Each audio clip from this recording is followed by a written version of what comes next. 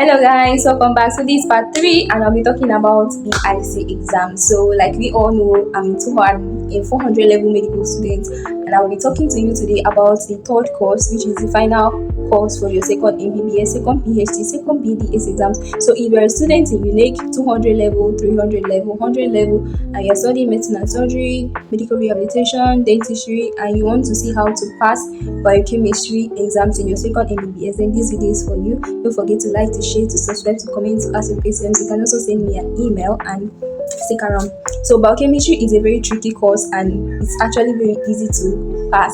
Don't let anybody deceive you with metab is easy. The only thing with all these medical courses is that they are kind of bulky and it requires you to give it a lot of time, effort, energy and commitment. So that's the problem we are having. We're fighting against time. So for BIC, 200 level first semester, 200 level second semester, 300 level first semester. So these 3 semesters is going to teach you everything for BIC for the exams. So like I always say, like I said in physio, focus.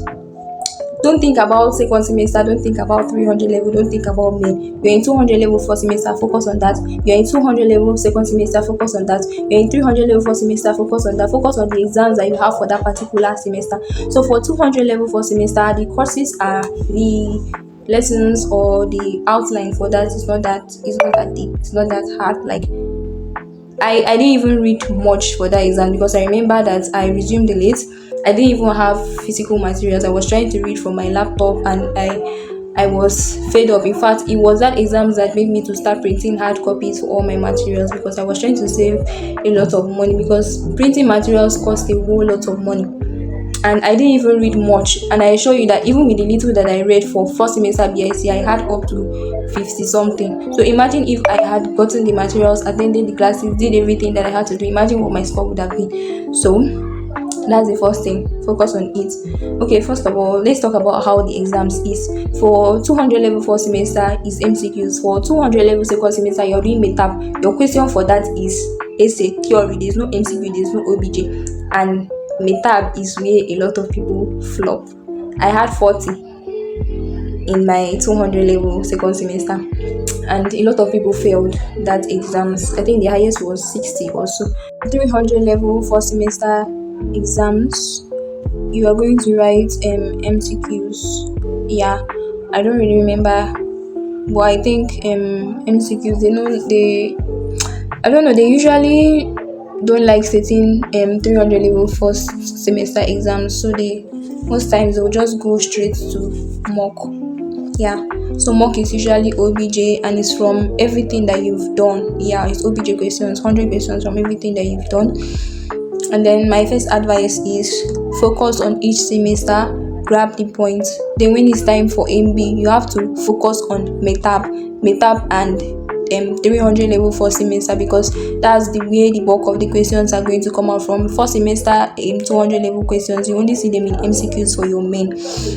So how to study for metab, because that's the bulk. There's this textbook for metab that people usually buy to study for metab. I cannot advise you to buy that textbook unless you know that you are going to read it, you are going to understand it, you are going to take your time and you are going to give it time to read it to the end. If not, please forget about it. Lecturer slides are enough. In fact, your lecturer read that textbook and gave you a summarized version, gave you the important points from the textbook. So every single question that you see in your BIC exams is inside their material. You just have to read it. Like I said, every single question, both the MCQs or the essay or everything. Then the practical is usually alternative to practical, OBJ. So you just circle the answers and it's usually very easy. They repeat a whole lot of past questions. So like I said, focus on each semester. Focus very well on each semester. When you're in each semester, worry about the semester. When you're in semester, when you're in 200 level first semester, worry about that. Don't jump to worrying about second MB exams. So for metab, how do you study for metab? Because that's the important thing. Read your lecturer's materials. Attend your classes. Me, I didn't attend classes, but don't be like me. Watch videos. Watch Ninja Net's video. Because metab is quite hard for you to understand. Get a note. I didn't write an outline. The only outline I know is we have carbohydrate metab, we have protein and amino acid, we have lipid, then we have third semester exams. That was my outline. And then I used these guys materials. There's these materials we have in UNEC, achievers materials. If you can read Just buy achievers materials for all the metab. I assure you that once you read all of them,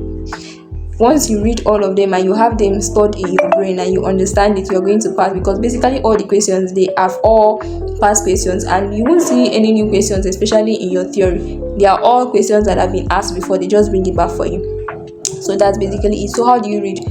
I've said it before, attend lecturers materials, give it time, give it effort, because you are going to forget. There's a lot of enzymes, there's a lot of reactions, there's a whole lot to remember. Watch videos worked for me. So what I do is I get a note, I open my YouTube. For example, if I'm going to study glycolysis, I go to YouTube and type glycolysis. I don't look for the longest video to watch, I look for small videos. I watch short videos. I use 5 minutes, I'm done. The only person's videos that I take my time to watch, even if they reach 30 minutes for BIC, is Ninja Net's video. So what I usually do, how I read for BIC is I draw the pathway on my notes, and that's just it. I draw the pathway, each reaction. For the pathway, I draw the enzymes, the starting reaction, the finishing reaction. That's how I read. So for glycolysis, I do it. For Krebs cycle, I draw the diagram.